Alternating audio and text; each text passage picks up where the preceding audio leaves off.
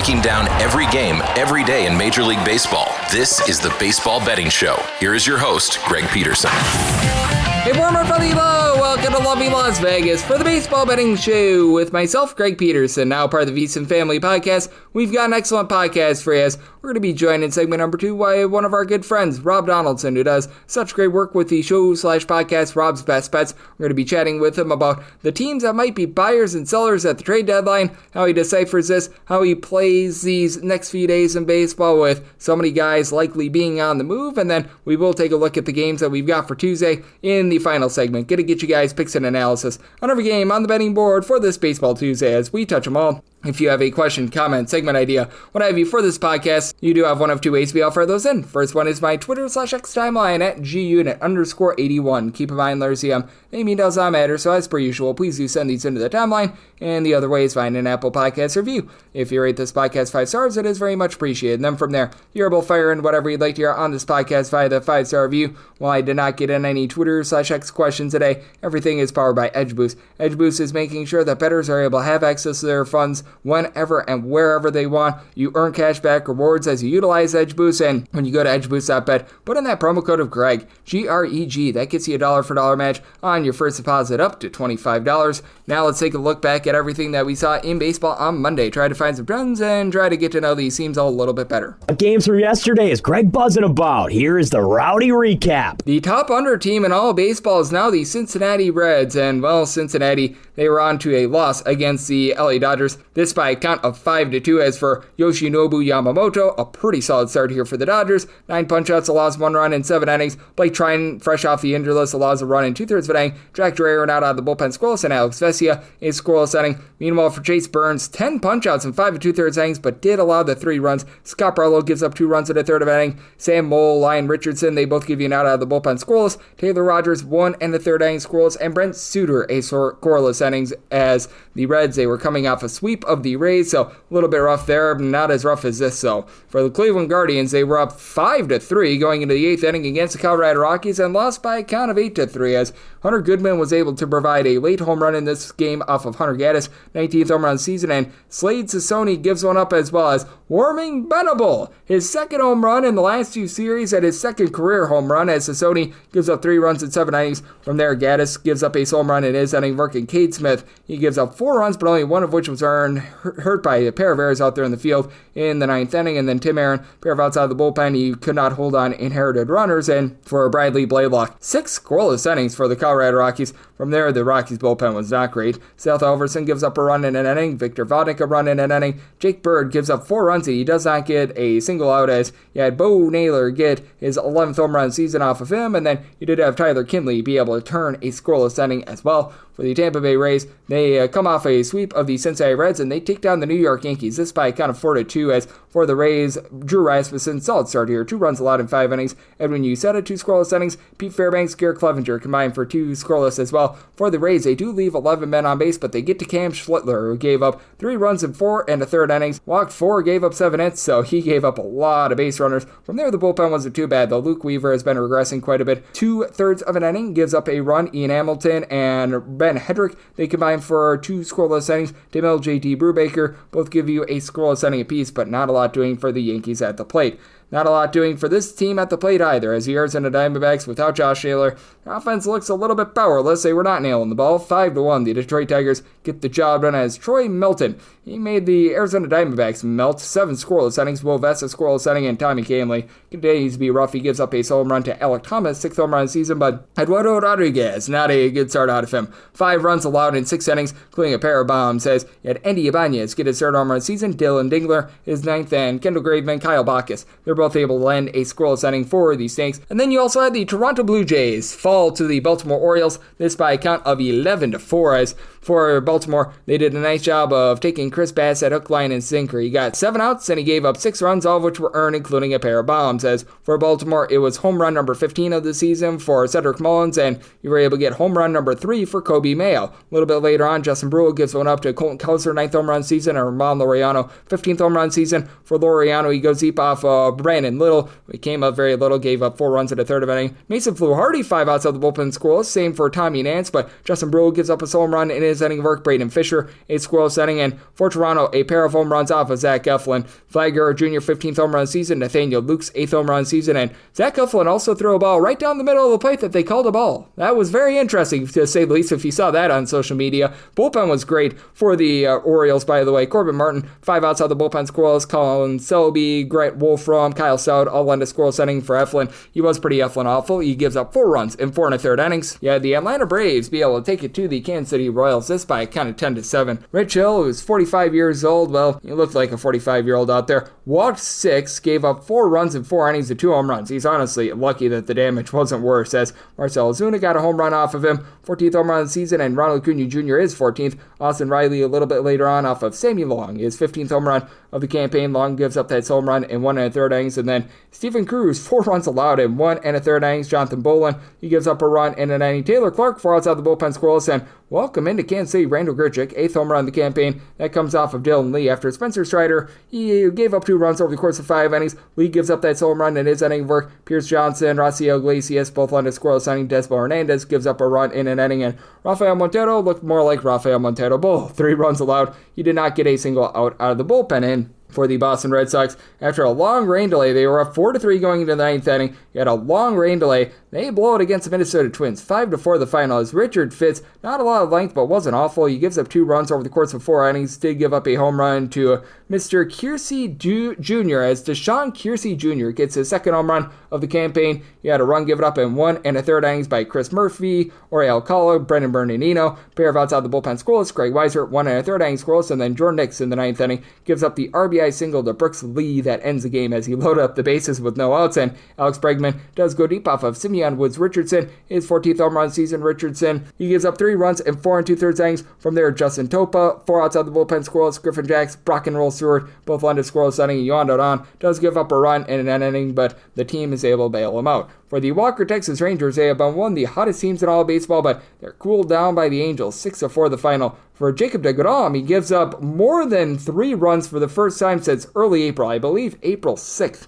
He gives up 5 runs in 5 1/3 innings, including a pair of bombs as Taylor Ward goes deep off of him, 25th home run season, and Kevin Newman, his 2nd home run season. Luis Renifo off of Jacob Webb, his 5th home run season, as Webb gives up that home run in 1 2/3 innings of work. Cole Winn, a scoreless inning of his own, and Josh Young does get a home run off of Connor Brogdon, his 10th home run season. Brogdon gives up that home run in 1 1/3 innings. Jack Kachanowicz, not a bad start here, 2 unearned runs given up in 4 2/3 innings.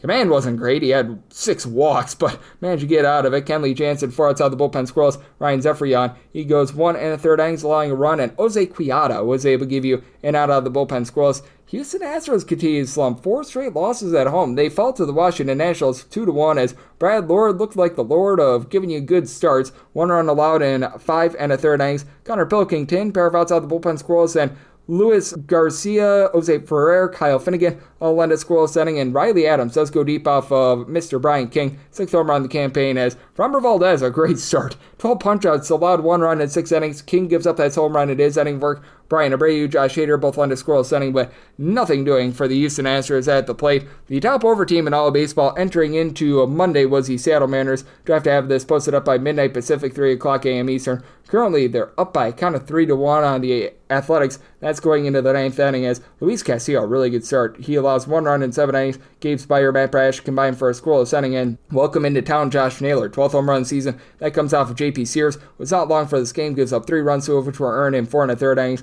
As of right now, the bullpen has held down the fort. Justin Sterner, pair of outs out of the bullpen scoreless. Michael Kelly, 2 scoreless innings. Sean Newcomb, a scoreless inning, and Elvis Alvarado currently in the game. He's already gotten out as I've done this, and for the A's, they have left 7 men on base thus far. So we shall see what happens there, and we already know what happened here. As for the Chicago White Sox, they got the job done against the Philadelphia Phillies. This by a count of 6-2 as Curtis Sanchez gives up more than 2 runs at a start for the first time since May. 4 runs allowed in 6 2/3 innings, including a pair of bombs for the White Sox. Luis Robert, 11th home run season, and how about home run number 4 for Colson Montgomery in the last 2 weeks? And for the White Sox, Davis Martin, a solid start, 2 runs allowed in 5 2/3 innings. Jordan Leisure, 4 outs out of the bullpen scoreless. Steven Wilson, Grant Taylor, they both lend a scoreless inning. And for the Phillies, you had Seth Johnson allowed 2 runs in his inning work, and Max Lazer was able to give you an out of the bullpen bullpen scoreless, and for the St. Louis Cardinals, they take it to the Miami Marlins 7-1 to the final as Edward Cabrera, 2 runs, one of which was earned, given up in 6 innings. He was fine. He does give up a home run to Alec Burleson, 14th home run of the season, but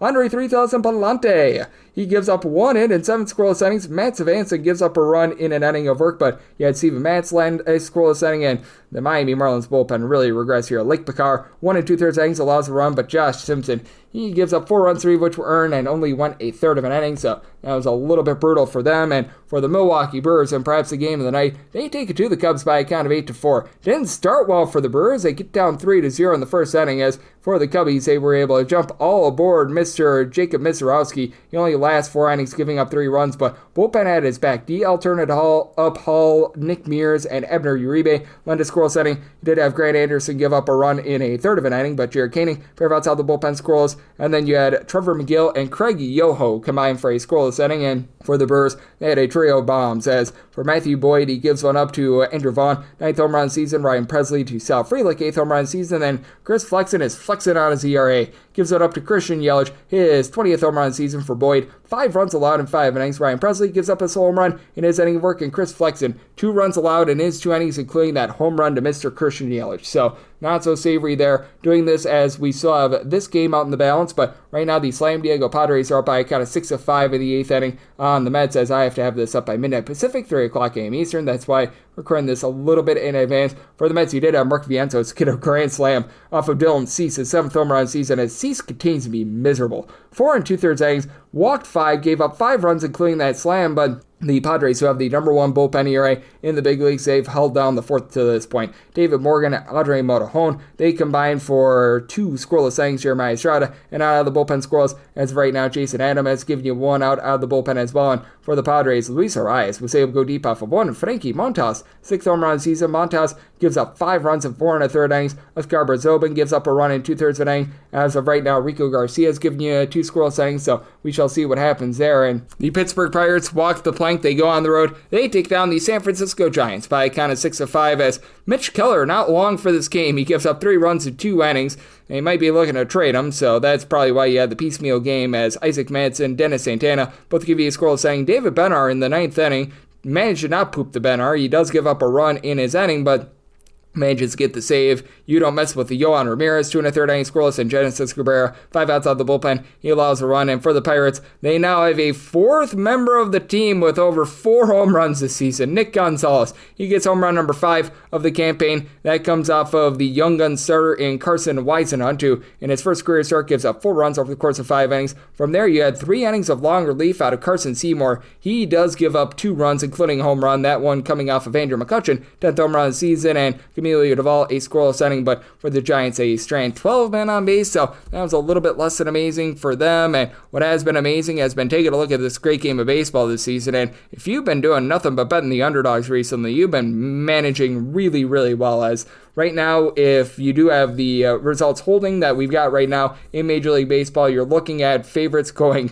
42-50 on the money line over the last 7 days. Just absolutely grody there. Meanwhile, the unders are absolutely coming through. 34 overs, 49 unders, and a few pushes along the way. I believe you've had 1 push along the way. And if you look at the season to date, favorites are hitting at about 56.9%, 900 and 683 on the money line. Meanwhile, the under rate is at 52.6%, 726 overs to 806 unders. So that's what we're seeing in baseball right now, and that's what we all got on Monday. Now let's take a look at Tuesday's games, and let's take a look at the trade deadline with our good friend Rob Donaldson of the Rob's Best Bet Show right here on the Baseball Betting Show. With myself, Greg Peterson, now part of the Houston Family Podcast.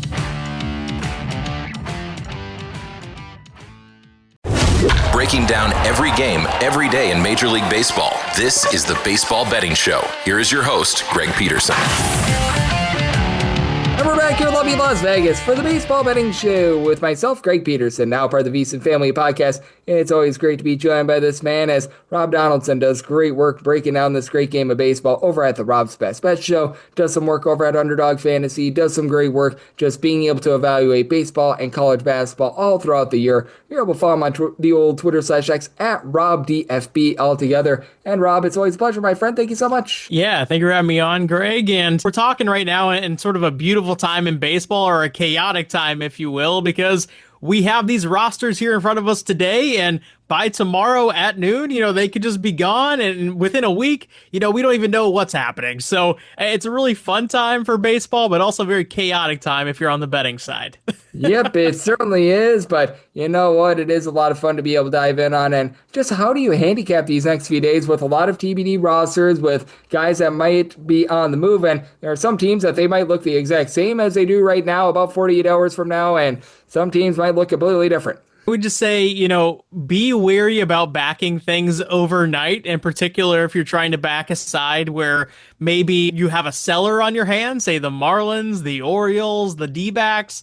That starting pitcher that's starting that game the very next day that you feel confident in to have a good game, he might be off in Yankee land or in Dodger land or in Wrigleyville, and you don't even have, that guy in the bump. You're going to be having the bullpen or maybe a AAA arm filling the slot, and all of a sudden your line that you felt really great about is completely toast before the game even starts. So I would 100% just express, be a little bit conservative, be a little bit cautious, and kind of pick your spots and knowing who the sellers are and who the sellers aren't.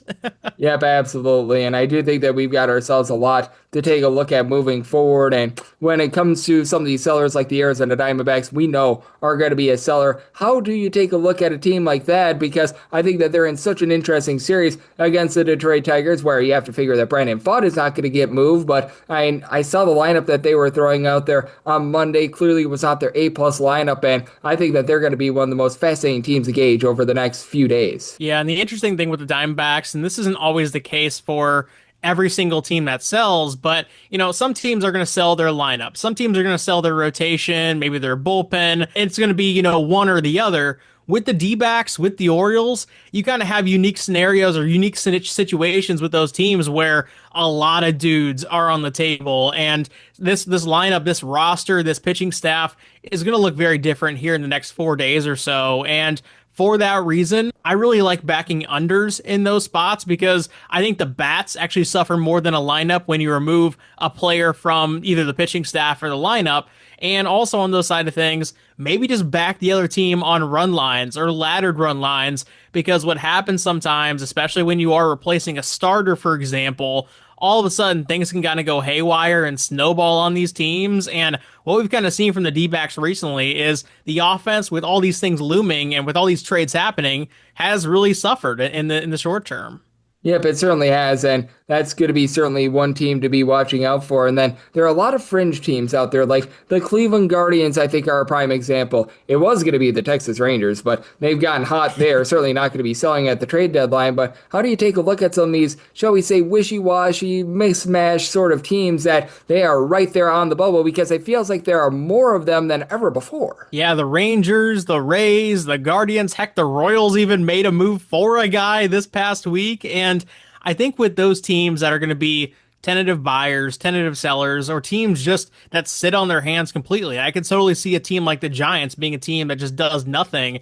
I think those teams actually hold a lot of value, in particular the lineups and the teams, maybe like a Red Sox if they end up being a tentative buyer, where they have a lot of young pieces in the pitching staff, in the lineup, and they can actually grow as the season moves on here. We have seen that with teams over and over again over the years. Heck, just last year, the Mets were one of those teams that actually tentatively sold at the deadline, and all of a sudden, they found themselves in the NLCS with a chance to actually make the World Series.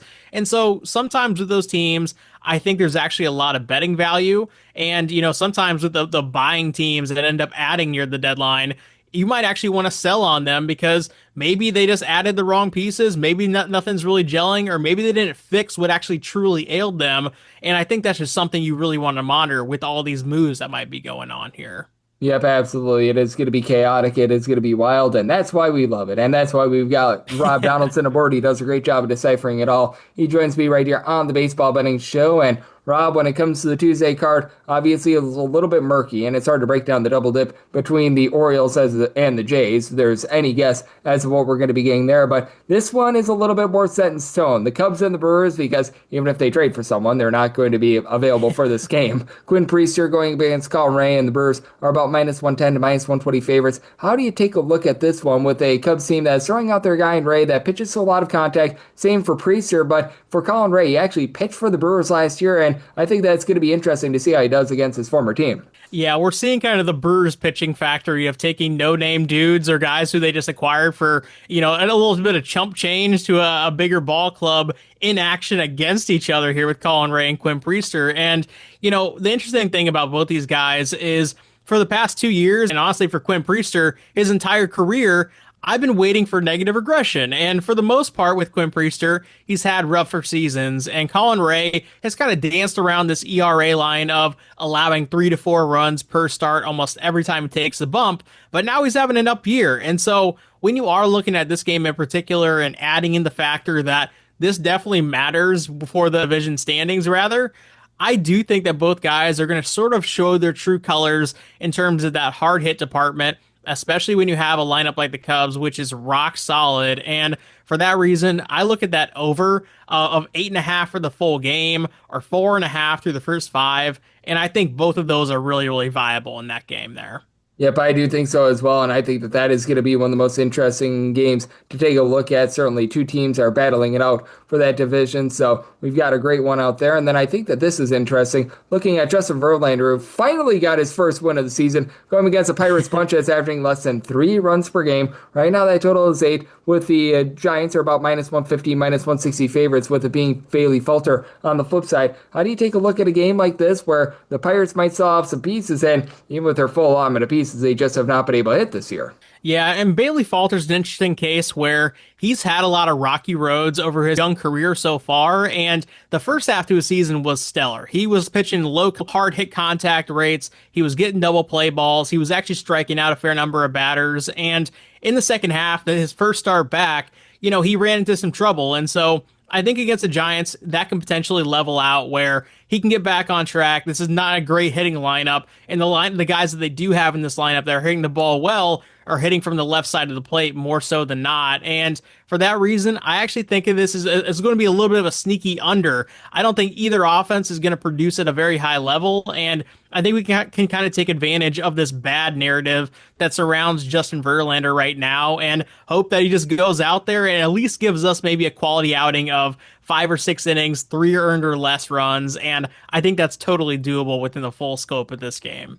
Yep, I'm right there with you. I think that he could be able to go out there, have himself a really nice start, so we are in lockstep on that one, as we do have our good friend Rob Donaldson of the Rob's Best Bet Show joining me on the Baseball Betting Show, and this one I think is really interesting as well. For the New York Yankees, it's been all over the place for them, and right now, their main guy in Aaron Judge is out of the fold, but they're still $2 favorites against the Tampa Bay Rays, with it being Joe Boyle, Boyle rules, going for the Rays, and Max Fried, and total on this game is 8.5. How do you gauge this one, especially with the fact that Max Fried has been, shall we say, less than stellar recently? Yeah, and the Rays have kind of used Joe Boyle in a lot of unique ways so far. He hasn't really started many games. He's kind of come in to almost fill up on the back of like Drew Rasmussen starts, where Drew Rasmussen goes 4, and then all of a sudden Joe Boyle goes 3 or 4 after the fact. And Joe Boyle's been electric. And again, it kind of speaks to like almost the Brewers of the AL, but the Rays have just been a pitching factory over the years, and I do think that they found another guy here on the back end of their season that's going to end up getting run out of just pure necessity, and also just what he's shown for, his MLB season so far. And for that reason, again, I'm kind of targeting that under through the first 5 or under through the full game. I think both are very viable, and I think when you're looking at the scope of also just the plus money chance that you're getting with Boyle, I think that's actually a pretty good side to take there on just the full game money line. Yep, I think so as well with the Tampa Bay Rays. I just feel like this is a team that is going to give you a good effort no matter what, even if they sell off a few pieces. I do think that this bunch is going to be able to do a nice job of just finding a way to piecemeal things together, and Joe Boyle has been great. And I mean, the Texas Rangers, they were looking like they were going to be sellers for a very long time, but they all of a sudden have been able to get hot. That offense that was so anemic for the entirety of the season. Here in the month of July, about 5.9 runs per game. Now they face off against the Angels as underdogs, with it being Patrick Corbett against Yusei Kikuchi, and a total of 8.5. How do you dive in on this one? Because typically with the Rangers, this would be an automatic under spot, but that offense has been able to get hot, and for Yusei Kikuchi, been a little bit up and down for him. Yeah, and also when you add in the factor here of Yusei Kikuchi might not even start this game. This is 100% one of the dudes who could be dealt by the time his name is called there tomorrow. And if all of a sudden the Angels are kind of throwing a last second wrench of, hey, time for the bullpen, this bullpen is not very good. And that's also going to feed into this Rangers lineup kind of heating up as of late. And so, yeah, Patrick Corbin, he's been one of the best backs in baseball this season just based on the name, the lines he typically carries. And in this game, I think he's getting disrespected again with a plus 105-ish type of line on the money line. I say you go ahead and take that through the full game, maybe even take a ladder on the run line because of that potential of seeing the Angels bullpen. I really don't think that this line is correct. And yeah, I'm all over the Rangers here. Yeah, and man, that Angels bullpen, it has been so rough to say the least. So we are very much in lockstep there. And I do think that this one is also going to be a fun one as we've got ourselves quite a few interleague matchups that are going to be going down on Tuesday as well as for the Philadelphia Phillies. Jesus Luzardo has just been a mystery because he, through the first 2 months of the season, looked like a Cy Young candidate. He all of a sudden has went straight down the toilet bowl. But if you look at like the fielding independent numbers, what have you, they're indicating a lot of positivity going against the White Sox and Jonathan Cannon. And despite the fact that Luzardo has that high ERA, he is a $2 favorite with a total of 8.5. How do you decipher this game? One that I think is one of the most interesting on the board. And when you look at Jesus Luzardo, he kind of fits into that category, almost like a Jack Flaherty to me, where if you look at his ERA, if you look at his surface numbers, you know, you're kind of pessimistic going into each start if you're like, yeah, this is potentially the guy that I'm going to be backing. But the reality of his entire season in the scope of 21 starts is he's only allowed 4 or more runs in those starts 4 times out of the 21. And in my opinion, when you look at a guy with those high ERA numbers and kind of that ability to limit those blow up outings the way that he has, you know, I feel like that's kind of what's playing into the ERA, just a few little spots that are blips on the radar when you're talking about 21 starts. Again, you know, yes, he has a high ERA, but I don't think that truly speaks to how he's pitching game by game. And for that reason, I see inherent value. I really do love the Phillies tomorrow with Jesus Luzardo on the bump, and he's one of the main reasons why I'd be feeling good kind of laying this type of run line. Yep, I'm right there with you. And with Jesus Luzardo fielding independent more than 1.5 points lower than his ERA, you just don't find that very often at this juncture of the season. And you don't find this very often. The Atlanta Braves actually bought something at the trade deadline. Eric Fetty, which I don't know if that was buying or selling with how bad Eric Fetty's been, but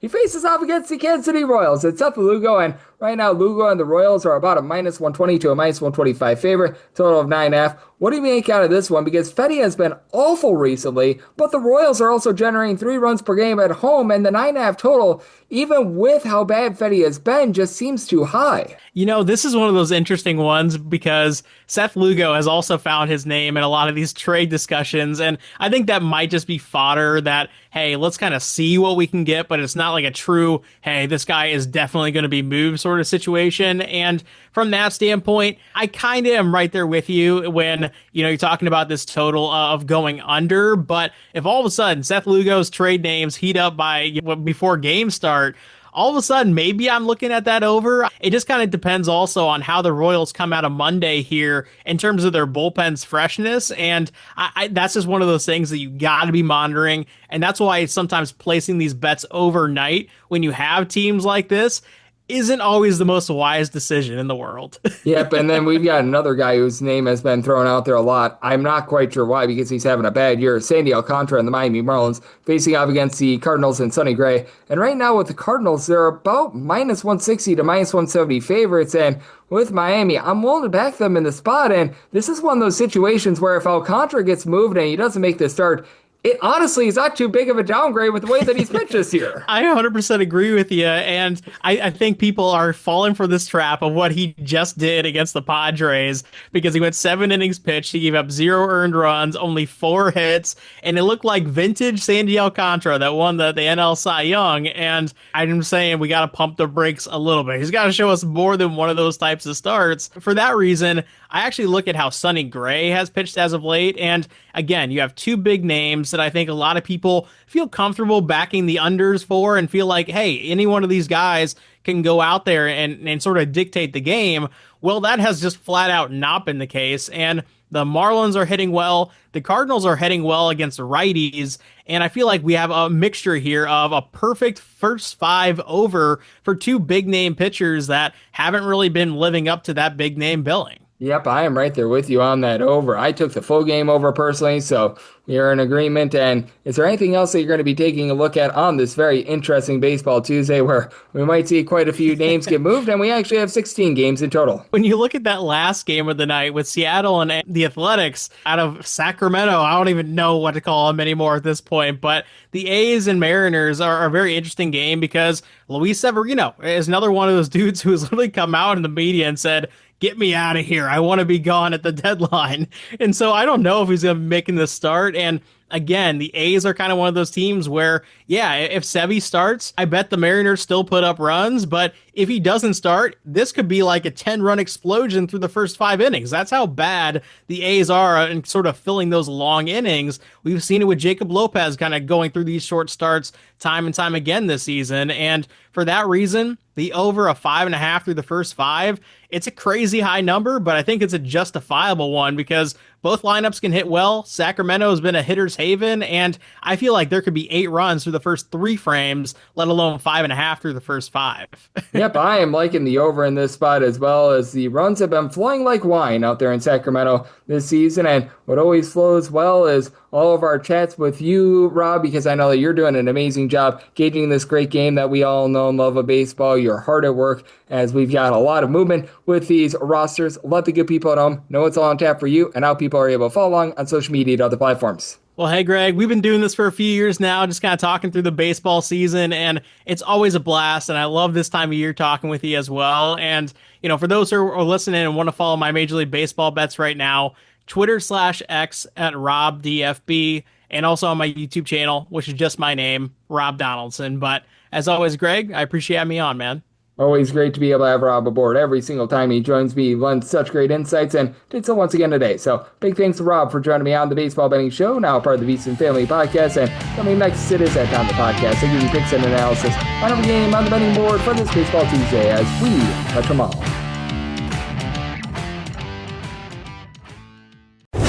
Breaking down every game, every day in Major League Baseball. This is the Baseball Betting Show. Here is your host, Greg Peterson. And we're back here in lovely Las Vegas for the Baseball Betting Show with myself, Greg Peterson, now part of the VSiN Family Podcast. Always great to be joined by Rob Donaldson. He does such great work with the show/podcast, Rob's Best Bets.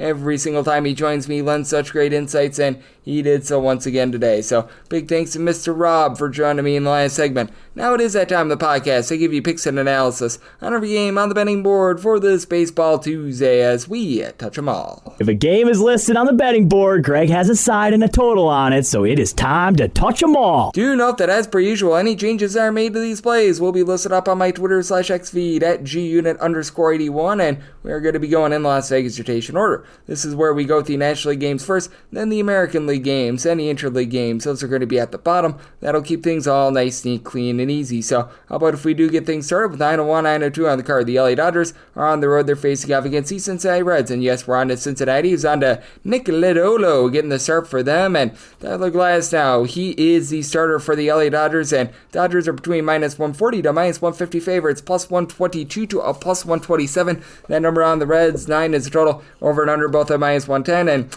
recognize it's been a little bit of a less than savory run here for the LA Dodgers, but I'm going to be willing to back them in the spot. I did set them on the money line at a minus 147, and if you're taking a look at that initial run line, you're only seeing it at FanDuel, and typically they don't necessarily give you the world's greatest run line numbers, but I had said in terms of that initial run line, you'll find that at a plus 108. If we could get up to a plus 111, which I think I should be able to when it's all said and done, we'll be willing to take a shot on that Dodgers run line. You still have a Dodgers bunch as in the top 3 in all of baseball in terms of runs per game, despite the fact that they've actually been below average with their offense here in this month. You can tell that they've been missing Max Muncy quite a bit, but you know that Shohei Ohtani is going to continue to do Shohei Ohtani things. 38 home runs, 380 on base, and he has Teoscar Hernandez a combined 35 home runs. Hernandez doesn't necessarily give you the world's greatest on base, but Freddie Freeman at 366 on base. It's been cold with regards to home runs, but Will Smith, 423 on base, he's been solid as well. So I think that these guys are going to go out there and give you a good performance. And for Tyler Glasnow, this guy is just an absolute strikeout artist. He's been a little bit banged up this season, but when he's been out there and giving you starts, he's up to about 11.5 strikeouts per 9 innings. And since coming off the injury list, he has very much been in good form. He has given up 2 earned runs, 3 runs in total over the course of 18 innings across 3 starts. So you do love to see that. For Glasnow, was giving up the deep ball a little bit towards the beginning part of the season, but it appears as though he's been able to hone that in, and 5 walks in his 3 starts. That's pretty solid as well. And then for Nick Lodolo, he's done a nice job of being able to keep things out in front of him and not giving up as many walks. His strikeout stuff has been down this year. He's down to only getting 8.2 strikeouts per 9 innings, but he's only giving up 1.7 walks per 9 innings, 3.08 ERA with a 3.79 fielding dependent. The 1.2 home runs per 9 innings are a little bit of a concern, and for the Reds, this is a bullpen that is solid. It's not necessarily amazing. Emilio Pagan, even though he has the sub-3 ERA, he does give up quite a few home runs. You've got the likes of a Tony Santillan along with Graham Ashcraft, who have been relatively solid in the bullpen. Ashcraft is a little bit north of a 3.5 ERA, but you've had Brent Suter be able to give you some good results as well. And then for the Cincinnati Reds, it's all about Elly De La Cruz. This offense has really been able to surge recently, thanks to him giving you a 360 on base, 18 home runs. But how about Austin Hayes coming back, giving you a 280 average? He's up to 10 home runs this season. You've had Spencer Steer now give you 11 home runs. His batting average is going up. Gavin Lux, along with TJ Friedel, above a 350 with regards to their on base. Now, some of these guys like Jay Fraley and company, Will Benson, when they've been out there, haven't necessarily given you a ton, though. Even Fraley is up to a 345 on base.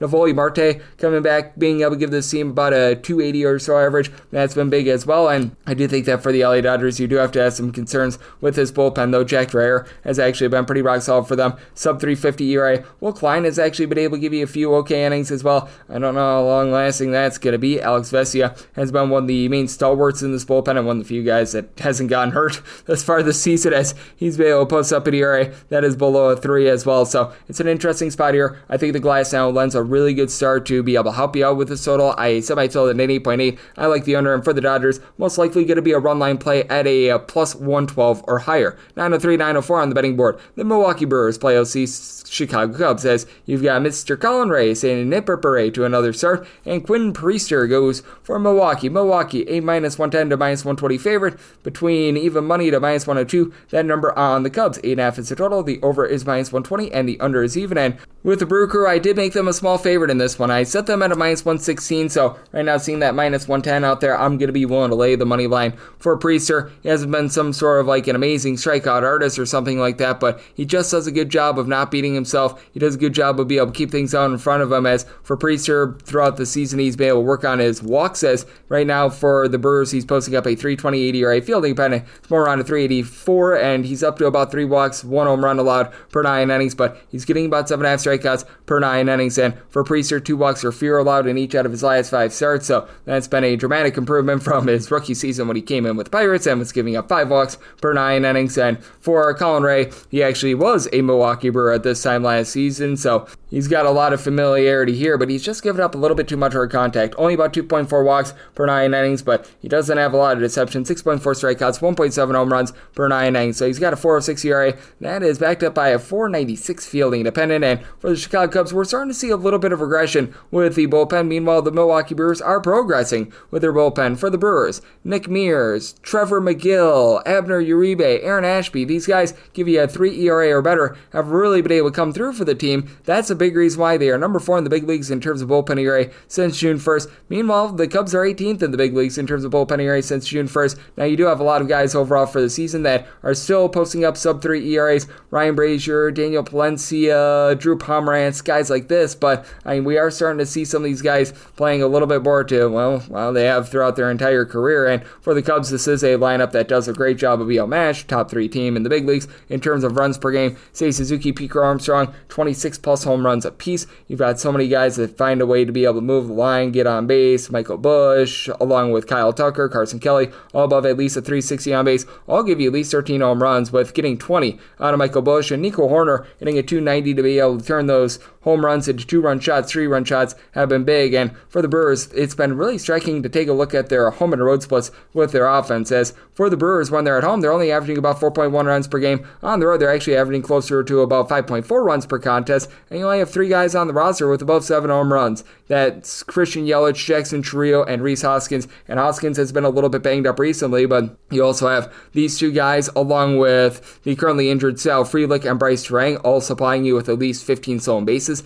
this season as well. Terang has been able to give you about a 350 on base, and that's been the key for the Brewers. Just a lot of guys finding a way to be able to get on base. William Contreras about a 340 on base. Same for Caleb Durbin. Isaac Collins north of a 375 on base. So I do think that the Brewers do a solid job of being able to get to Ray in that bullpen. I did set this total at an 8.8 as I do think that Ray is going to give up quite a bit of contact. So I like the over, and I like the Brewers up to a minus 115 on that money line. 905, 906 on the card. The Miami Marlins are on the road against the St. Louis Cardinals as Sonny Gray goes for the Cards. Sandy Alcantara goes for Miami. Miami is a underdog of anywhere between plus 138 to a plus 145, minus 160 to a minus 168. Then around St. Louis, 8 to 8.5 is the total. On the 8, over is minus 115. The under is minus 105. On the 8.5, under is between minus 120 to a minus 125. Over is between even and minus 105. And for the Marlins, I did set them at a plus 149. If you're taking a look at that initial FanDuel run line again, these are always subject to quite a bit of change. You're getting the Cardinals at a plus 116.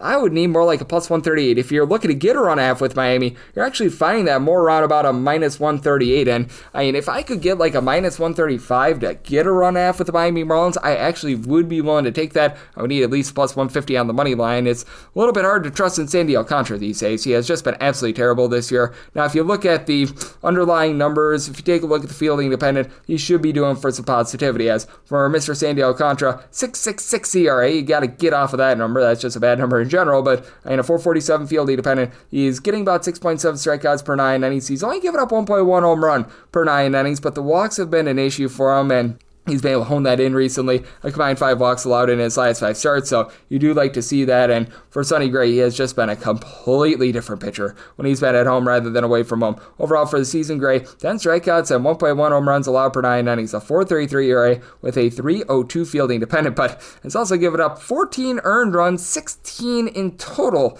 over his last 2 starts, so that's not what you want to see, to say the least. But again, with Sonny Gray, 3.39 home ERA, 5.84 ERA on the road, and at home he's giving up about 0.8 home runs per 9 innings, so he's been able to do a much better job on that front, and he is backed up by a bullpen that is right around about league average with their ERA. Ryan Helsley blew 5 saves earlier in the season, but he's been able to run to form. He, Jojo Romero, Riley O'Brien, Matt Savanson, these guys have been able to give you a sub 3.25 ERA, and when it comes to the St. Louis Cardinals lineup, you just don't have a lot of power out there. They're in the bottom 8 in the big leagues in terms of home runs on a per at-bat basis, but you do have guys who are able to find a way to get on base, like of Mason Wynn and Wilson Contreras, hitting between a 260 to 270 is solid. Contreras leads the way with 14 home runs, and then you've got Brendan Donovan, Alec Burleson, both hitting above a 285. Burleson up to 13 home runs himself, and when it comes to Ivan Herrera coming back off the injured list, that is massive for this team. He's above a 380 on base, 9 home runs and only about 190 at-bats, much needed power for this unit. And for the Miami Marlins, they've got some of the more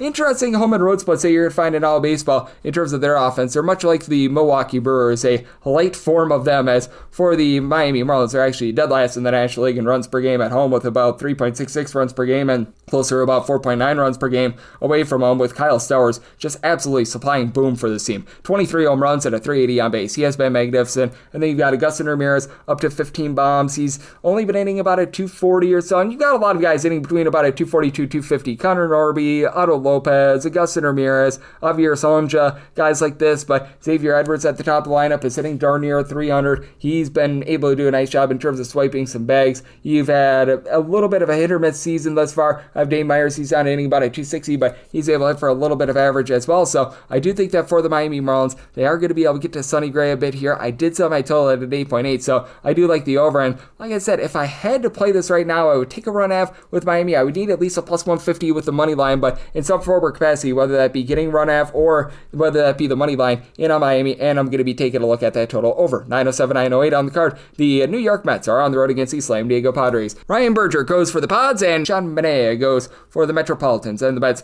do find themselves between a minus 110 to a minus 115 slight favorite, and between minus 110 to plus 103, that number on San Diego, with 8 being the total. The over is minus 120, the under is even, and I'm going to be in on this over. I did set my total at 8.2 as it was supposed to be Yu Darvish, but this is actually an upgrade. I actually took the Padres from being more on like a minus 104 to a minus 116, with it being Berger. Berger not necessarily going out there and getting a lot of strikeouts, but he's been able to supply the team with a sub-3 ERA, doing a good job of just being able to evade really hard contact, as he's been giving up 1.1 home runs per 9 innings, a 284 ERA. Again, he's only getting right in that neighborhood, about 8.5 strikeouts per 9 innings, and the 4 walks per 9 innings are a little bit concerning, so he might knock himself out of the start early, but good news is he's backed up by a really good bullpen, a San Diego Padres bullpen that is currently number 1 in all baseball in terms of ERA. So even if you do get a poop-tastic start here from Yu Darvish, you've got so many guys in the background like David Morgan, Jason Adam, Adrian Morejon, Jeremiah Estrada, who have been able to give you a sub-3 ERA. Wandy Peralta has actually been okay in the bullpen as well. The big thing for the Padres is that their offense has been in the bottom 8 in the big leagues in terms of runs per game, averaging about 4.2 runs per game at home, closer to about 3.8 away from home, even though Petco Park is supposed to be a little bit more of a pitcher's park.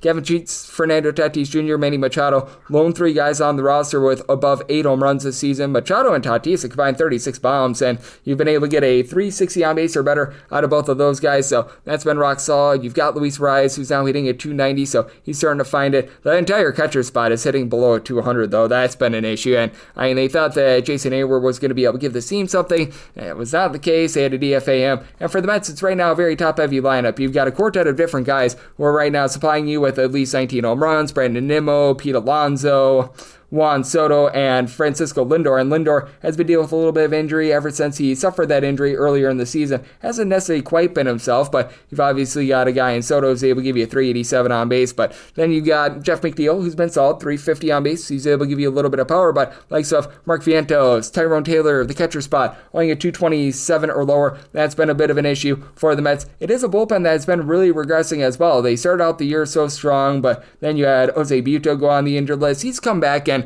he should be able to give this team a little bit of pop, as he and Chris Davinsky have both been able to give you an ERA below a 3 along with Reed Garrett, but you've had Oscar Zobin start to regress for this team. Brandon Waddell just has not been great for them in general. Edwin Diaz has been very rock solid in this bullpen, but for the New York Mets, ever since May 1st, 25th in the big leagues in terms of their bullpen ERA. So I do think that for the Padres, they should be a very, very slight favorite here. I look at that Pods money line, and here at the 8, I'm on the over. 909, 910 on the betting board. The Pittsburgh Pirates are on the road against the San Francisco Giants. Justin Verlander goes for the Yankees, and Bailey Falter hopes to not live up to the same for the Pirates. The Pirates are a good-sized underdog here. You're going to be getting them between plus 135 to a plus 140, minus 155 to a minus 164. That number on San Francisco, it is a total over and under, both at minus 110. And when it comes to San Francisco, I did set them on the money line at a minus 187. Pretty much any sort of plus number on the run line was going to do, and seeing these openers, you should be able to get that FanDuel opener initially was seeing a plus 132, so I'd be willing to take a shot there. And for Bailey Falter, it's not that he's been that bad. He's given up 300 runs or fewer in 13 out of his last 15 starts.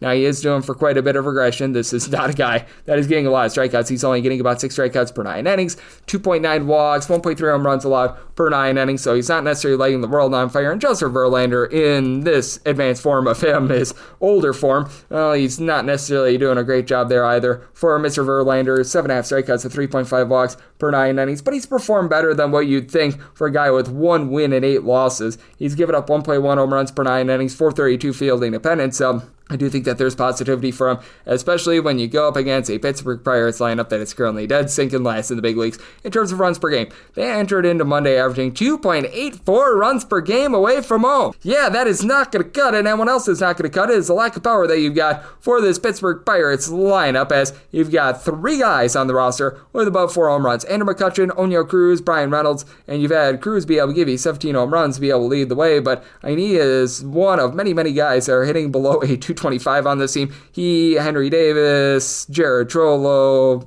Alexander Canario, these guys are just giving you a big giant nothing burger, and it's not as if the San Francisco Giants have been great either. Second worst in the National League in terms of runs per game at home, as San Francisco is always notorious a pitcher-friendly ballpark. You do have Matt Chapman, who's been able to supply 16 home runs. He's up to about a 350 on base, and then you've been able to get a combined 29 home runs out of Willy Adames and Eloy Ramos, and I recognize that Willy Adames has not lived up to the money that the San Francisco Giants are paying him, but you look at him over the last, we're going to call it now, 24 games, he has been able to supply the team with 6 home runs and is sitting at 300. So he's been able to give you a little bit more there. Now, the catcher spot with Patrick Bailey and company has been rough. Luis Matos is sitting below the middle sign of 200. And for the Giants, we're starting to see a little bit of regression with the bullpen, but this is still a Giants bullpen that does rank in the top 5 in terms of their bullpen ERA. Having to put Eric Miller on the injured list does hurt this bullpen a little bit. And Camilo Duvall now is posting up about a 3.22 ERA, but likes of Carson Seymour, Rainy Rodriguez, Tyler Rogers, all 3 ERA or better, along with Joey Lucchesi. So these guys have been able to do a pretty rock solid job there. And for the Pittsburgh Pirates,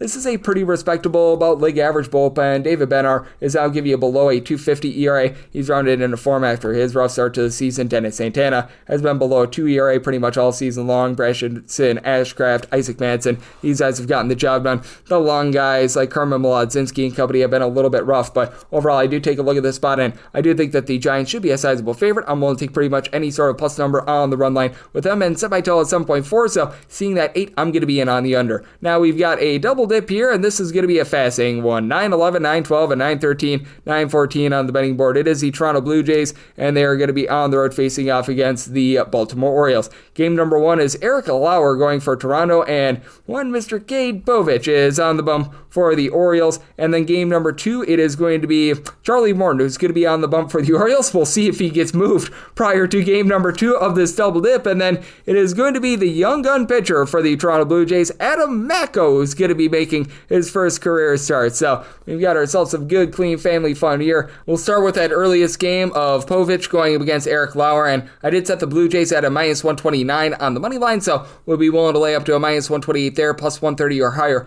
I'm going to be in on the Orioles, and did set a total of an 8.8, so 8.5 or less. I'm going to be diving in on that over 8.9 or higher. I'm going to be liking the under. Obviously, be mindful that you might be getting some pitching changes and some flipperoonies here. That always happens with these double dips, but for Eric Lauer, he has been so good for the Toronto Blue Jays this season. Talk about a career renaissance here, and talk about a guy that's been able to generate a lot of swing and miss this season. For Lauer, he's at about 9.2 to 9.3 strikeouts per 9 innings. He's posting up overall a 261 ERA, 332 fielding independent, 2.1 walks, 1 home run allowed per 9 innings. So he's been as steady as they come. It took him a little bit of time to be able to get stretched out and be able to lend length, but 6+ innings now in 3 out of his last 4 starts, so that has been very encouraging for this bunch. And for Cade Povich, it's been a while since he has made a start for the Baltimore Orioles. He has spent some time at the minor league level over the last few seasons, and for Cade Povich, just simply was not cutting it this year. His last start came on June 15th, and the overall for the season has a 5.15 ERA, 4.11 fielding independent, as he is getting 9.5 strikeouts per 9 innings,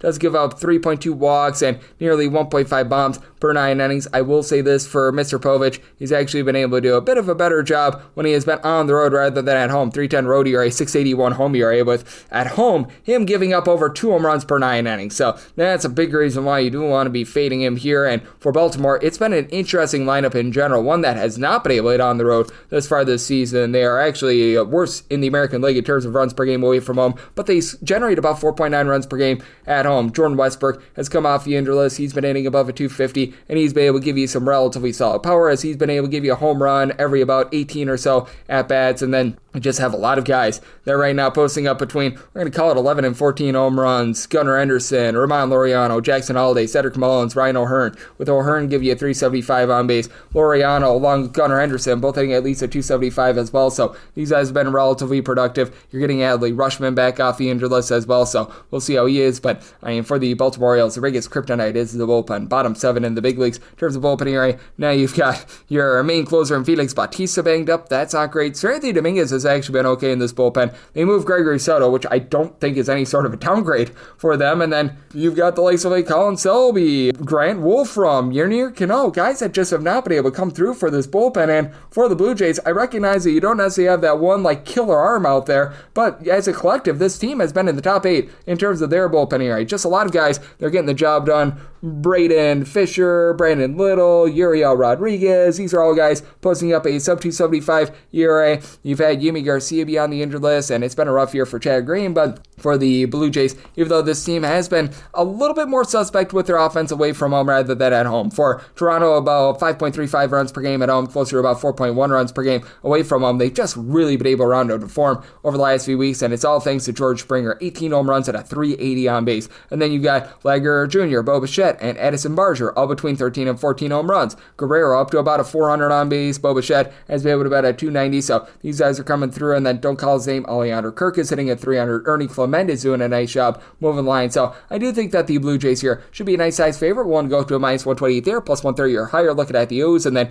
in that for less like the over 9 or higher, the under. And then we've got 913, 914 with it being Adam Mecco going for the old Jays, and Charlie Morton is on the bump for the Orioles. And I set the Blue Jays as a very slim favorite here of a minus 108, so I'm willing to go up to a minus 107 with them, plus 109 looking at the Orioles, and then set a total of 9.1. So 9 or less, I'm going to be in on the over, 9.5 or higher, the under. And for Adam Mecco, he's not necessarily been the strongest pitcher at the minor league level. He actually comes in from Slovakia, so I mean, a little bit of an international man of mystery here. He's made a few starts at the AAA level for Buffalo this year, and at the minor league level, he's not really giving up the deep ball. Like, he's got a 5.70 ERA, but he's giving up 0.2 home runs per 9 innings. He's won 47 and a third innings. He's allowed 22 walks, so he needs to hone in on the 4 walks per 9 innings, but he's only given up 1 home run. He's getting 10 strikeouts per 9 innings. So even though that ERA is terrible, it looks like he's actually doing for some positivity. And then for Charlie Morton, it's a case where he's actually been a whole heck of a lot better when he has been at home rather than away from home. A 5.48 ERA overall for the season, but you take a look at what he's been able to do over the last 60 or so days. That's been a sub 350 ERA, 4.70 ERA at home, and at home he's given up about 1.3 home runs per 9 innings, so 4 walks per 9.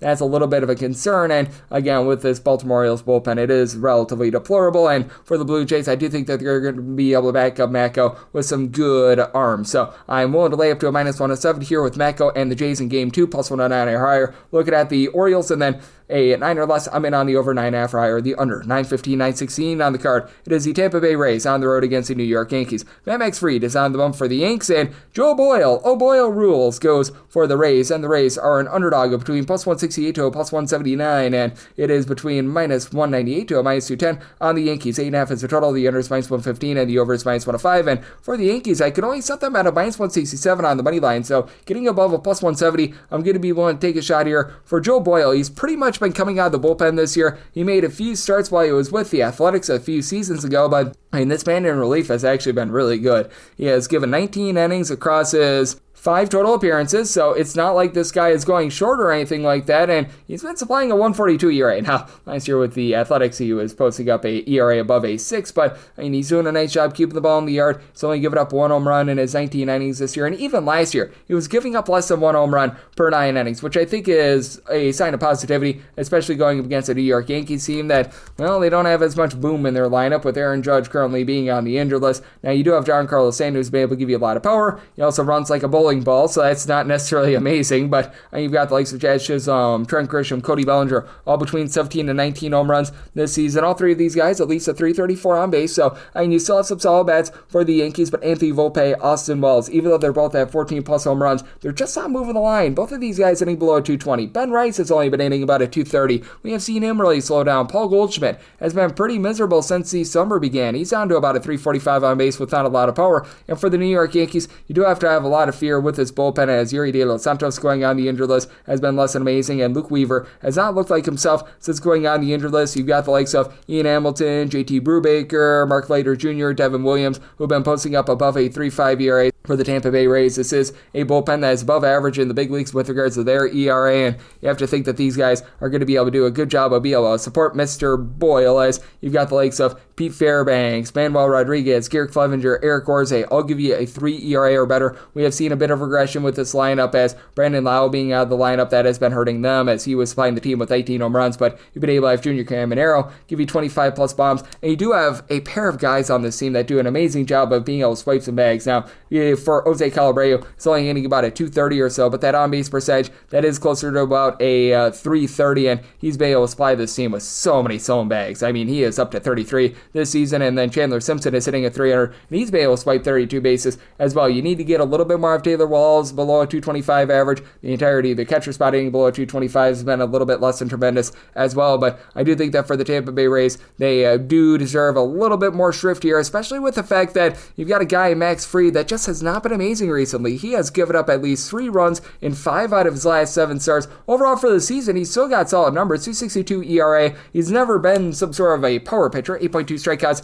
per 9 innings. He's only giving up 0.6 home runs, 2.1 walks per 9 innings, so he's been able to do a rock solid job with that regard, but it does feel like the amount of contact that he's giving up is starting to catch up with him a little bit, and I do feel like this number is way too lofty. And as a result, I did make the Rays a plus 167 underdog, so being able to get this at a plus 170 or higher, I'm going to be willing to take a shot on that money line. And with regards to this total, I did set mine at a 8.4, so at the 8.5, I'm also in on the under. 917, 918 on the betting board. It is the Boston Red Sox, and they're going to be on the road. They're facing off against the Minnesota Twins. Lucas Giolito is on the bump for the Sox, and for the Minnesota Twins, it was supposed to be Chris Paddock. If I'm not mistaken, he was traded, so this is a game that is presently off the board. So good, clean family fun here right now with CBS Sports. They're projecting Darren McCaughan getting the start for them, and I sort of think that he might be utilized with a few other guys. I think that this is going to be like a pseudo bullpen game, with perhaps McCaughan being a bit of a bulk guy who's currently at the minors as I do this podcast. But that said, I did set the Red Sox here in this spot at a minus 143 on the money line. Willing to go up to a minus 142 there, plus 144 or higher. Looking at the Twins, and then made my total to where an 8.5 or less. I'm in on the over, a 9 or higher to the under for Lucas Giolito. It has been a little bit of a less than savory run for him recently, as he did give up the 4 home runs against the Philadelphia Phillies, but still, he's given up 2 runs or fewer in 8 out of his last 11 starts. In his last 11 starts, posting up a 2.96 ERA, about 1.2 home runs per 9 innings, and he's really been able to keep the walks down. That is always something that has been plaguing Lucas Giolito throughout his career. In this recent run, about 2.5 walks per 9 innings. If you look overall for the season, he's right around about 3 walks per 9 innings, so he's done a good job there. The overall season number of a 3.97 ERA, not really representative in my opinion about how well he's been able to pitch, and if you do indeed get Darren McCaughan giving you bulk innings for the Minnesota Twins, he's made 3 appearances this year. He's went 5 1/3 innings. He has a career 6 ERA, not really anyone that knocks your socks off, and like I said, I do think that this is going to be a little bit more of a Minnesota Twins bullpen game, so I'm projecting this a bit more just for the bullpen itself of the Minnesota Twins, and that Minnesota Twins bullpen this far this season has not been great, to say the least. For the Minnesota Twins, they do find themselves in the bottom 10 in the big leagues in terms of bullpen ERA. Now, the top guys have actually been really good, as you've had Louis Varland, along with Yohan Duran, Danny Kalum, Brock and Roll Stewart, give you a sub 275 ERA, but these guys like Justin Topa, Griffin Jacks, they have just not been great, and for the Twins, it's been a rather pedestrian offense this season, as you've been able to have Byron Buxton be anything but pedestrian. 23 home runs, 17 stolen bases, 345 on base. He has been amazing, but then you've got a lot of guys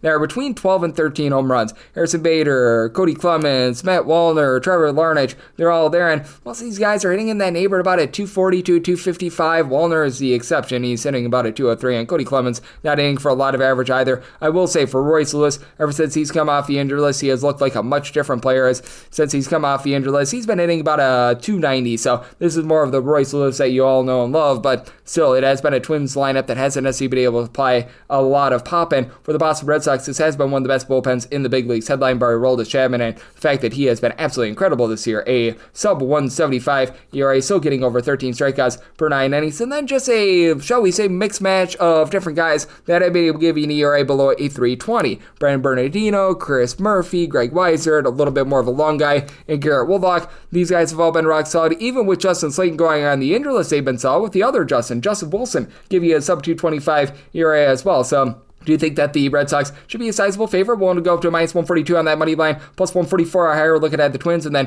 8.5 or less. I'm in on the over 9 or higher, the under. 919, 920 on the card. It is the Walker Texas Rangers on the road against the LA Angels. You say Kikuchi. I say that he's starting for the Halos, and Patrick Corbin is on the bump for Texas. And Texas, they are back to being a little bit of an underdog, anywhere between plus 104 to a plus 114. Meanwhile, it is anywhere between minus 122 to a minus 127 for the Angels. Total on this game is 8.5. The over is between minus 110 to a minus 115, and the under is minus 105 to a minus 110. For the Angels, I did set them at a minus 117 on the money line. So if we can get this up to a plus 117, so I'm looking for about 3 to 4 cents of line movement here for the Texas Rangers, I would be willing to back them on the money line. Or if you see the reverse, just go down to like a minus 115 on the Angels, I'd be willing to lay that as well. So we shall see. It's a little bit of a volatile number right now, but I can tell you that I'm going to be in on the over because Patrick Corbin just frankly hasn't necessarily been too impressive this year. I recognize that the ERA is much better than it has been in past years, but for Patrick Corbin, he's still not getting a lot of swings and misses. 7.5 strikeouts per 9 innings. Has been able to hone in the walks, only about 2.5 walks per 9 innings, but 3.78 ERA, 4.02 fielding dependent. It is an ERA that goes up a little bit on the road now. We'll give him some credit where it is due. Last 4 starts, he has given up a combined 7 earned runs, so he's been able to do a really good job recently in the stretch. But again, for Patrick Corbin, when he does hit the road, things do become a little bit more walky and stagnant for him. 4.39 road ERA. On the road, he has been giving up over 1.8 home runs per 9 innings. And for Yusei Kikuchi, the big issue that you do have with him is walks, because sometimes that knocks him out of starts early. Because for Yusei Kikuchi, he's been able to do a nice job of keeping the ball in the yard, about 1.2 home runs per 9 innings. 3.23 ERA. Now this is closer to a 4.06 ERA fielding independent because he does have the 4 walks per 9 innings. Swing and miss stuff is back. 9.3 strikeouts per 9 innings, but has now given up at least 3 runs in 3 out of his last 4 starts. And if he knocks himself out of this start early, this is an LA Angels bullpen that is just all sorts of awful, especially with really their best reliever, Hunter Strickland, being on the injured list. You've been able to have a pair of guys in Brock and Roll Burke, along with Kenley Jansen, be able to supply you with an ERA that is below a 3.75. Reed Detmers is down below a 4 as well, but then you've got so many guys like Sam Bachman, Carson Fulmer, Brian Zephyrion, guys like this that are posting up well above a 4.25 ERA. And for the LA Angels, it's an all or nothing lineup. At home, they have been in the bottom 5 of the big leagues in terms of on-base percentage, but they're also in the top 5 in terms of home runs on a per at-bat basis. Taylor Ward, about a 309 on base, 24 home runs. Logan O'Hoppe, he's been supplying 18 home runs, but only about a 280 on base.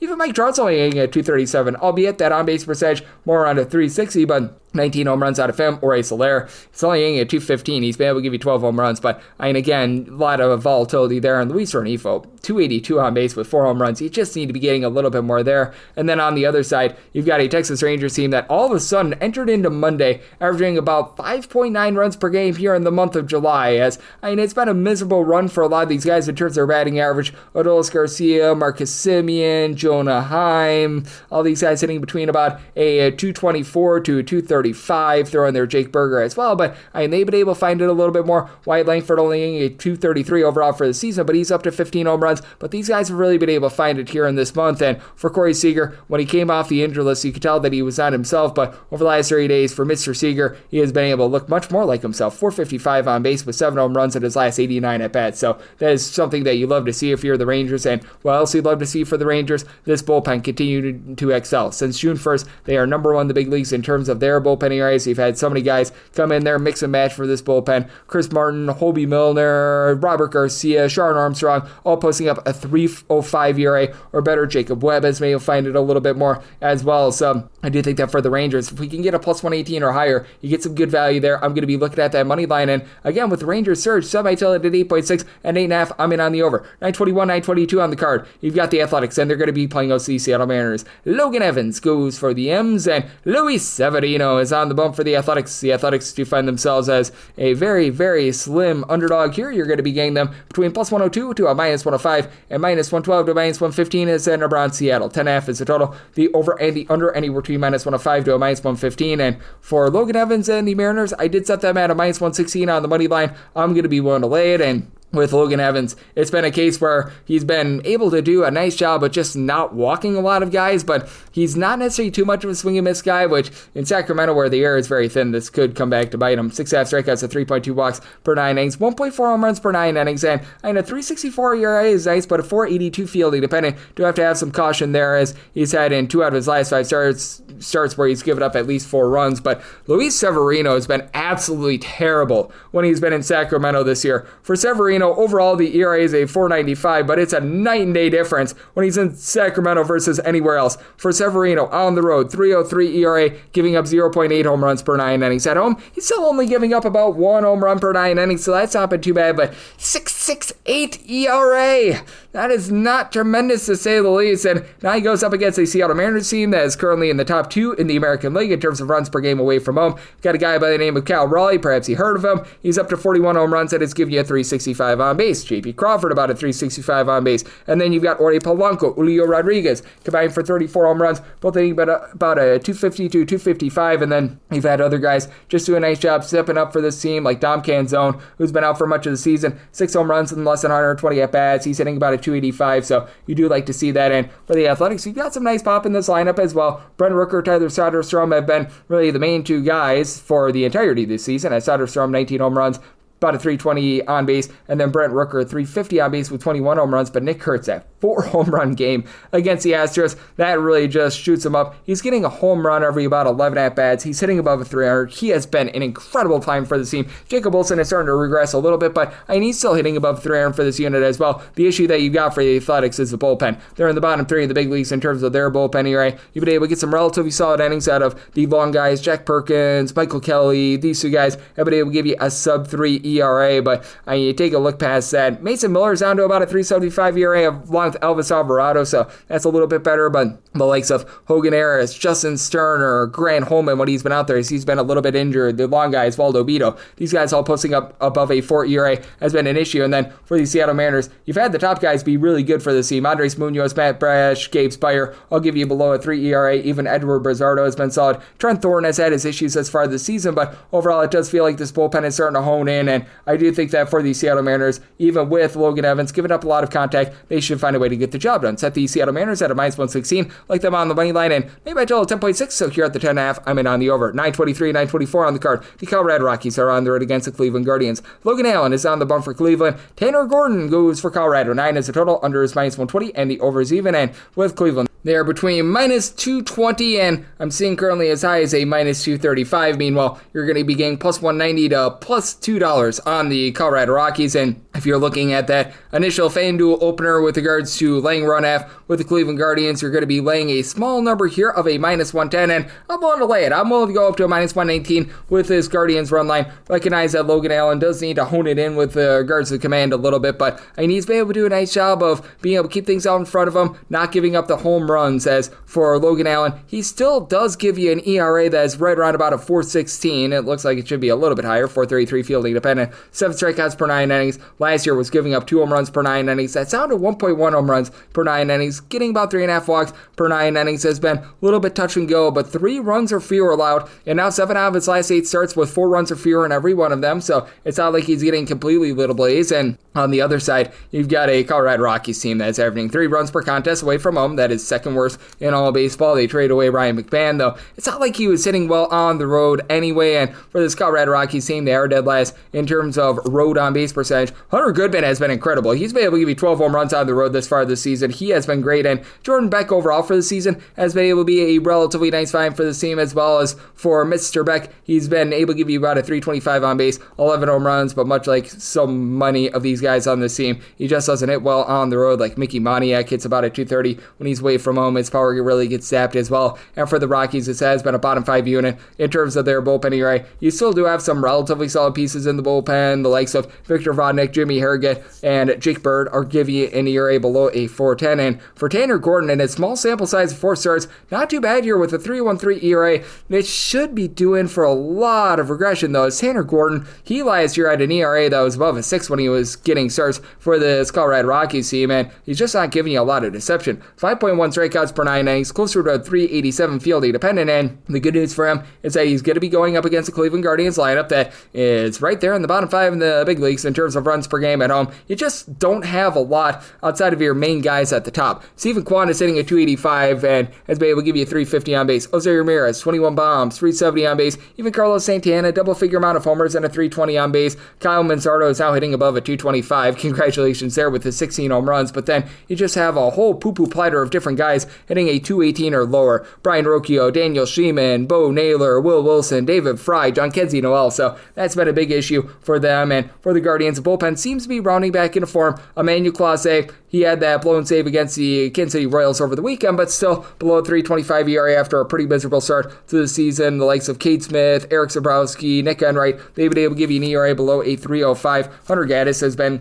really touch and go throughout the season. Then you've got Tim Aaron, who's been a little bit banged up. He's been posting up a 4 ERA. It's not been great for Matt Fessa as well, but I do think that the Rockies just continue to struggle with their bats when they're away from home, and I think that Logan Allen does a great job of being able to get the job done. So I did set the Guardians here at a minus 227 on the money line. I'm willing to go up to a minus 118 on that run line, and I'm in on the underside by total at 8.7. 925, 926 on the card. The Arizona Diamondbacks are on the road against the Detroit Tigers as Brandon Pfaadt is going to be looking to battle for the Arizona Diamondbacks, and Casey Mize goes for Detroit. Detroit between a minus 135 to a minus 145 favorite, and between plus 118 to a plus 127. That number on Arizona, 8.5 is the total. The over is minus 115, and the under is minus 105. Did set my total at 8.4. I'm going to be willing to dive in on the under.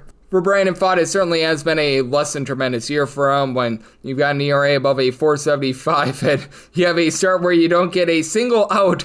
That is not necessarily amazing to say the least, but for Brandon Pfaadt, he's been able to battle his way back, and for Pfaadt, he does a nice job of being able to just simply keep things out in front of him. He's only been giving up 2 walks per 9 innings. The 4.76 ERA is supported by a 4.31 fielding dependent, and he's given up 2 earned runs or fewer in 4 of his last 5 starts, and for Pfaadt, it's been a little bit interesting with regards to his splits, because as we know in Arizona, sometimes it can be a little bit difficult to pitch there, but he's actually posted up a 5.94 road ERA compared to a 3.68 home ERA, so that has been a little bit of a negative to him, but he does face off against a Detroit Tigers team that has been really struggling on offense ever since Kerry Carpenter went down with an injury. Still do have a pair of guys I really like in Riley Green, 25 plus home runs. He's been hitting above a 270 and then been able to get really nice production out of Spencer Torkelson with the deep ball. He's up to 23 home runs, on base percentage about a 335. You've had a few guys just do a nice job in terms of being able to move line, find a way on base, like you've had Javi Baez along Gleyber Torres, Zach McKinstry hitting above a 265, though McKinstry has been dealing with a little bit of injury and he's been in and out of the lineup. And for the Diamondbacks, it's been a little bit TBD as to what you're going to get out of this lineup day in and day out with them trading away Josh Naylor, but Eugenio Suarez, he has been nailing the deep ball, 36 home runs. He's been supplying about a 320 on base. Corbin Carroll, since coming off the injury list, just has not been great. He still has 21 home runs and he's still been overall for the season able to get on base, but you look at what he's done ever since coming off the injury list. He's been hitting about a 200 with only 1 home run in his last 75 at bats, so that's a bit of an issue. But Ketel Marte of the Marte Parte, nearly a 400 on base every 13 at bats, he gets a home run. They do trade away Randall Grichuk, and you do now have some guys at the bottom of the lineup that are a little bit of a roll of the dice. They've been throwing out there Jose Herrera as a catcher, but I mean, this is a Arizona Diamondbacks team that overall for the season is in the top 6 in the big leagues in terms of runs per game, but the real bugaboo is bullpen. Bottom 5 in all of baseball in terms of their bullpen ERA, with having Shelby Miller be their top guy, but now he's on the injury list, so pretty much you got Kyle Backus give you a sub 3 ERA and not much else. You've had the likes of a Jake Woodford, Jalen Beeks, Juan Murillo, a whole bunch of guys are posting up above a 4.30 ERA. Anthony DeSclafani has actually been okay as a bit of a long guy. And for the Detroit Tigers, bottom 10 in terms of bullpen ERA since June 1st. I do think that they're going to get this reversed sooner rather than later, as they've brought in a few guys to be able to help things out here already. And I do think that more is going to be coming moving forward, as if you have Brendan Hennefy, Will Vest, Brent Herter be able to give you a sub 3.15 ERA. Chase Lee is starting to regress. He's above a 4 ERA. And Tommy Kahnle, it's just been absolutely awful for him. But I do think that for the Tigers, they do a solid job of getting to Pfaadt here. I do think that for Casey Mize, he once again gets back online. Had a little bit of a rough start last time out, but overall, Casey Mize has been able to do a really good job, despite the fact that he's not necessarily too much of a strikeout artist. He gets about 8 strikeouts per 9 innings, 3.40 ERA. Fielding dependent is a skoge a bit higher, but he's only giving up 1.2 home runs, about 2.2 walks per 9 innings. Has given up 2 earned runs or fewer 3 of his last last 5 games. So he's been able to do a nice job there. And I do think that for the Detroit Tigers, you get a good start out of him. And I do think that the Diamondbacks just a little bit more hampered with that lineup. So I did set my total at 8.4. I'm going to be willing to take a shot on the under for the Tigers. Set them at a minus 144 on the money line. So we'll go up to a minus 143 with regards to that Tigers money line. 927, 928 on the card. The White Sox play host the Philadelphia Phillies. Jesus Luzardo is on the bump for the Phils, and the Cannon, Jonathan Cannon, goes for the White Sox. White Sox between plus 168 to plus 175 dogs, and between minus 197 to a minus 210. That number on the Phillies, 8.5 is the total. Over is minus 115. Under is minus 105. And for the Philadelphia Phillies, if you're looking to lay a run half with them, obviously this is an initial FanDuel opener, so you never know what you're going to be getting with those. But that said, I'm right now seeing that at a minus 122, and if we can get down to a minus 118, I'd be willing to take a shot on the Phillies run line, and I do think that when it's all said and done, we've got a good chance of being able to receive that for Luzardo. I think that he's doing for all sorts of positivity. As for Luzardo, he's got a 3 fielding independent, 10.7 strikeouts, and 0.8 home runs per 9 innings, but he has that just horrendous 4.58 ERA. He had those 2 bad starts in the month of June where he gave up a combined like 20 runs. He's coming off of just a rough patch in general. I don't know if he's tipping pitches, what have you, but he's actually been better on the road rather than at home. A 5.31 home ERA compared to a 3.79 ERA on the road, and he gets a face-off against a White Sox unit that is currently 27th in the big leagues in terms of runs per game. And for the White Sox, you just sort of have a lot of power with this team, as Andrew Benintendi has been able to shoot himself up to 13 home runs, and then you've been able to have Miguel Vargas, Luis Robert combined for 22 home runs, but just not a lot of batting average out of pretty much anyone. The Joshes, Joshua Palacios, Josh Rojas, Luis Robert I mentioned before, Michael A. Taylor, Vinny Capra. When he's been out there, Tim Elko, they sent back down to the minor league level. All these guys hitting below a 220. Been able to get a little bit out of the catcher spot, as you've had Edgar Quiro, Kyle Teal, both hitting above a 275, and Lennon Sosa, 9 home runs, hitting for about 264, but also a 288 on base percentage, so not getting a lot there. And for the Phillies, this unit does average nearly a full run per game less away from home rather than at home, but now you're getting Bryce Harper to really sing the ball over a 400 on base since coming out the injured list, up to 15 home runs. You'd love to see that, because it's really been Kyle Schwarber, not a lot else with regards to the Powerball. 36 home runs, 378 on base, and then Nick Castellanos, 14 home runs, 270 batting average. Trey Turner, Max Kepler both had 11 home runs, but Kepler does not do a great job of moving the line, getting on base. Meanwhile, JT Realmuto, Alec Boehm, both of these guys are hitting above a 270, so they've been quite encouraging there. And for both of these teams, they are in the bottom half of the big leagues in terms of their bullpen ERA. I have much more faith here in the Philadelphia Phillies, so as Max Lazer has now been able to give you an ERA that is below a 3.25, along with Matt Strahm or Ryan Kirkering has been solid. Jordan Romano has just been a disaster, but they seem to be mixing and matching in this bullpen, even when you have Taijuan Walker as a bit of a long guy. And then for the White Sox, Stan Altavilla, Steven Wilson, both a 3 ERA or better, but then you've got a lot of mystery guys like Jordan Leisure, Brandon Iser, Cam Bouger, these guys supplying north of a 4.25 ERA. So I do think that the Philadelphia Phillies do a nice job of getting to the White Sox here. And Jonathan Cannon, a guy that actually has given up 2 runs or fewer in 4 of his last 5 starts. And for the Cannon, he's been much better when he has been at home rather than away from home. Not a strikeout artist, only about 7.5 strikeouts per 9 innings. But for Cannon, a 4.48 ERA overall this season. But that goes down to a 3.42 ERA when he is at home. So I do think that this is going to be a little bit of a lower scoring game. I set my total at 7.9. I like the under. And for the Phillies, minus 118 or better, looking at that run line. 929, 930 on the card. It is the Royals playing us the Atlanta Braves. Eric Fetty-Watt makes his Braves debut, and Seth Lugo is on the bum for the Royals. The Royals between minus 120 to minus 127 favorites. Plus 104 to plus 110 is that number on Atlanta. 9.5 is the total. Over and under anywhere between minus 105 to minus 115, and made my total in 8.5. I like the under. Now, Fetty goes out of St. Louis just on an absolute dud of a note. He had given up 3+ runs in each out of his last 5 starts, so that was a little bit less than amazing, but I do think that he's going to be able to find it a little bit more against a Royals unit that is dead last in all of baseball in terms of runs per game at home. They're only averaging 3 runs per contest. Now, Salvador Perez has hit 9+ home runs here in the month of July, and he has been white hot. You've also had Bobby Witt Jr. along with Vinny Pasquantino be able to supply the team with a combined 32 home runs. You've had Pasquantino give you 325 on base, Witt 27 stolen bases, 15 home runs, and Miguel Garcia under the radar, hitting darn near 300. He's been able to give you 10 home runs, but I think you've got a lot of guys in between about a 240 to 252, like a Jonathan India, Drew Waters, Kyle Isbell, guys like this that are just not giving you a lot of power whatsoever. And then the young guys, Nick Lofton, Jack Caglione, John Rave, hitting at 220 or lower. That's been an issue, but for the Royals, this has been a pretty sturdy bullpen. Top 10 in terms of ERA, Lucas Erceg, Carlos Aceves, both supplying a sub-3 ERA along Steven Cruz. You've been able to get some good innings recently out of John Schreiber as well. They've needed it with Daniel Lynch going on the injured list, and for the Atlanta Braves, it's been an adventure, to say the least,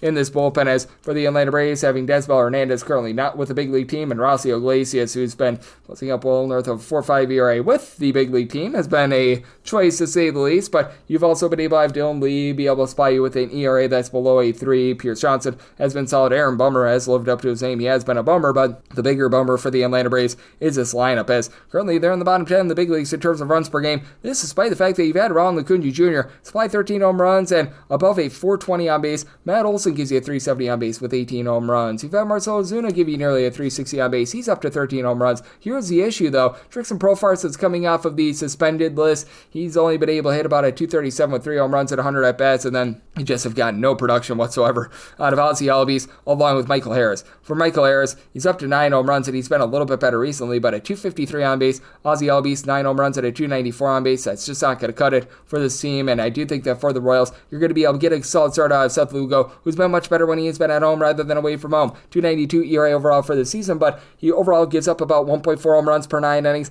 at home. That goes down to about 1.1 to 1.2 home runs per 9 innings and a 248 ERA. So I did set the Royals here on the money line at a minus 128. I'm going to be 108, and I'm in on the under, so I told it at 8.5, and we wrap things up with 931, 932 on the card. The Astros playoffs to the Washington Nationals. Michael Soroka is on the bump for the Nats, and Jason Alexander, no relation to the comedian, on the bump for Houston. Houston is a minus 138 to a minus 148 favorite, between plus 122 to a plus 128. That number on Washington. 8.5 is the total. Under is between minus 110 to a minus 115. Over is minus 105 to a minus 110, and I'm in on the over, semi-total at an 8.9. I think that Jason Alexander is better than these numbers, but it's right now rocking an 8.14 ERA, 1.7 home runs, and 5.1 walks allowed per 9 innings. That includes his time with the Athletics, so that is included, but in his last start, he gave up 5+ runs as well. Really looked shaky in that start against his former team, the Athletics, so that's not what you'd love to see. And for Michael Soroka, here's had his struggles away from home. Overall for the season, 4.85 ERA, but only giving up about 2.7 walks per 9 innings, 1.2 home runs per 9. That goes up to about 1.5 home runs per 9 innings with a 5.13 ERA away from home. Now, good news for Soroka, over 9.5 strikeouts per 9 innings, so you get some swings and misses, but he's also backed up by a Washington Nationals bullpen that is dead sinking last in the big leagues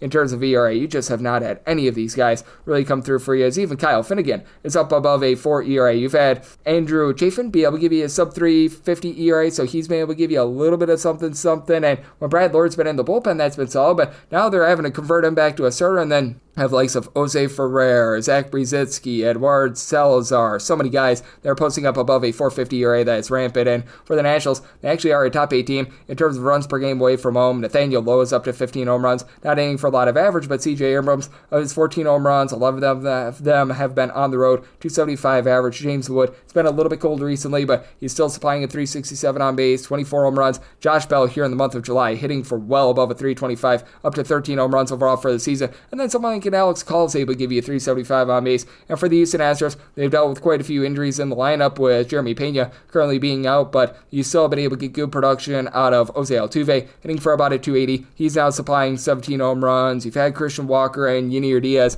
both give you less than a 300 on base, but both are also give you 13 home runs. It's been a case where Isaac Paredes has been in and out of the lineup as well. He's been able to give you 19 home runs, nearly a 350 on base, but he should be back in the fold after he missed a day yesterday. But you do have some of these younger guys stepping up. Mauricio Dubon, not necessarily so much of a younger guy, but now he's sitting above a 250 as well. And for the Astros, this is one of the better bullpens that you're going to find in all of baseball. They are in the top 6 with regards to their ERA. The Bryants, Brian King, Brian Abreu, Steven Okert have all been able to give you a below a 3 ERA, along with closer and Josh Hader. Whenever he's been out there, Sean Dubin has been solid, though they've had him in and out of the fold over the last few weeks as well. But that said, I do think that for the Astros, they do a nice job of taking it to the Nationals in a bit of a higher scoring game. So I told it 8.9. I like the over end for the Astros. I'm willing to go up to a minus 158 on the money line, and I was willing to take a plus 125 or higher on the run line. Did not see the initial FanDuel opener, but I would be willing to think that somewhere in the neighborhood of about a plus 140. As a matter of fact, seeing a plus 146, we'll be willing to take a shot on that run line, and that'll wrap things up for the Tuesday edition of the Baseball Betting Show, now part of the VSiN Family Podcast. Big thanks to Rob Donaldson of the Rob's Best Bets Show for joining me in the last segment. If you do like hearing from his fine podcast, Baseball Betting Show, you're able to subscribe wherever your podcast, Apple Podcasts, Google Play, Spotify, Stitcher, and TuneIn. If you have a question, comment, segment idea, what have you for this podcast, you have one of two ways to be able to fire those in. First one is my Twitter/X timeline at gunit_81. Keep in mind, letters EM, they mean does not matter, so per usual, please do send these into the timeline. Other ways, find an Apple Podcast review. If you rate this podcast 5 stars, it is very much appreciated. From there, you're able to fire in whatever you'd like here on this podcast via that 5-star review, and I'm coming at you guys every single day throughout the baseball season on this podcast, so I'm back with you once again tomorrow. Thank you.